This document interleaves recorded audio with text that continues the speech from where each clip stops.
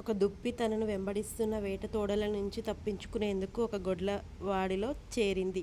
ప్రాణభయంతో తమ చావెడ్ల దూరిన దుప్పిని చూస్తూ ఒక ఎద్దు మిత్రమా, ఎందుకు నీ అంతట నీవే నీ శత్రువు గూట్లోకి దూరావు? ఇక్కడ ఎక్కువసేపు ఉండకూడకు, వెళ్ళిపో అని హెచ్చరించింది. బదులుగా దుప్పి మిత్రమా, దయచేసి నేనిక్కడే ఉన్నానని అక్కడ ఉండనివ్వు. తప్పించుకునేందుకు సరైన అవకాశం రాగానే మెల్లగా ఇక్కడి నుంచి జారుకుంటానని చెప్పింది. సాయంకాలం కాగానే కొందరు పనివాళ్ళు వచ్చి గొడ్ల చావడిలోని ఎద్దులు ఆవులకు గడ్డి దానవేసి వెళ్ళారు. కానీ అక్కడ ఎద్దులు ఆవులతో పాటు ఉన్న దుప్పి ఉనికిని కనిపెట్టలేకపోయారు. పశువులు తమతో పాటే దుప్పిని కూడా గడ్డి మేయమని కోరాయి. కానీ మిత్రమా, నువ్వు ఇప్పుడు మాతో పాటే గడ్డి మేయవచ్చు. ఇప్పుడు వెళ్ళని వారు నిన్ను పసిగట్టలేదు. కానీ నీకు పొంచి ఉన్న ముప్పు తప్పిపోలేదు. ఇప్పుడు నా యజమాని వస్తాడు.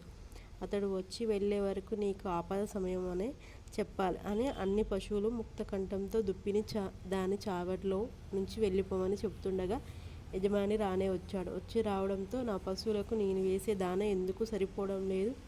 నేను వాటి ఖాళీ కడుపులను గమనిస్తున్నాను. ఇందులో ఏదో తిరకాసు అంటూ చావిడంతా కలియదిరిగాడు. అన్ని పశువుల మధ్యలో రాటు దేలిన దుప్పి దాటి దేరిన కొమ్ముల్ని కళ్ళారా చూశాడు.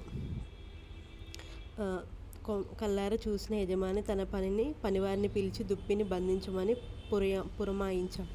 పాపం పశువుల మాట పెడచెవిన పెట్టిన దుప్పి గుడ్ల చౌడ యజమాని చేతిలో బందీ అయిపోయింది.